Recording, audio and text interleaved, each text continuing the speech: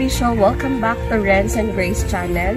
So ngayong araw, ipapakita namin sa inyo kung paano mag-propagate ng mga roses sa pamamagitan ng pag-markot.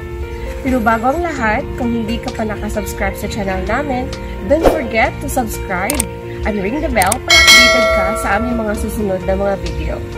Okay, so itong mga roses ko, ito ay na-propagate sa pamamagitan ng pag-markot. So, iba't ibang kulay. So, if makikita ninyo, medyo maliliit siya kasi kinunan ko na ito ng mga pang-markot.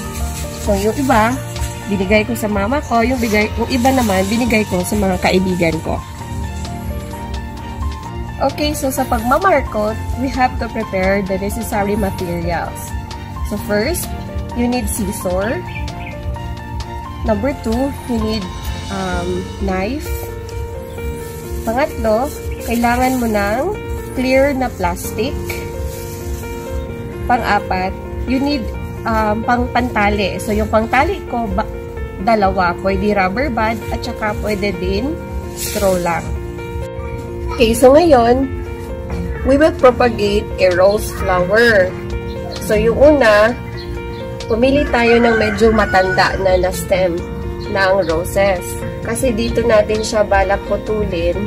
Mag-measure ka ng kahit 1 inch din dito sa baba para dito natin siya puputulin. So, extend ka ng 1 inch sa itaas. And for this 1 inch, dito yung babalatan natin para dito lalabas yung roots pag ito ay medyo nag-stabilize na yung roots na lalabas nito. So, ito na.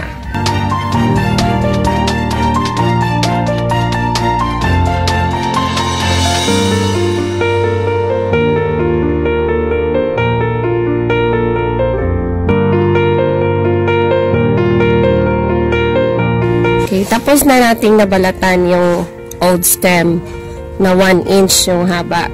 So, ngayon, we will start now with pagbalot or paglalagay ng konting lupa. So, make sure yung lupa na ilalagay natin, wala siyang halong bato-bato. So, plain lupa talaga siya. At saka medyo moist.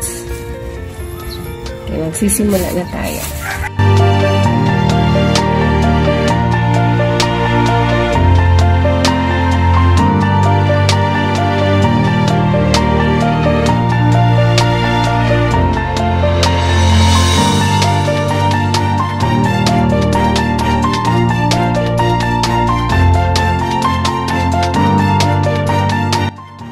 Sa pagtali, kailangan medyo masikip siya para pag may lumabas na roots, hindi siya madi-disturb. So, dapat masikip.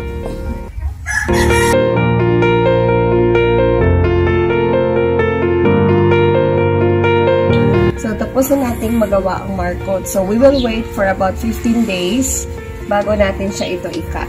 Sana meron kayong natutunan sa ginawa naming video ngayon at salamat sa panonood. Have a good day.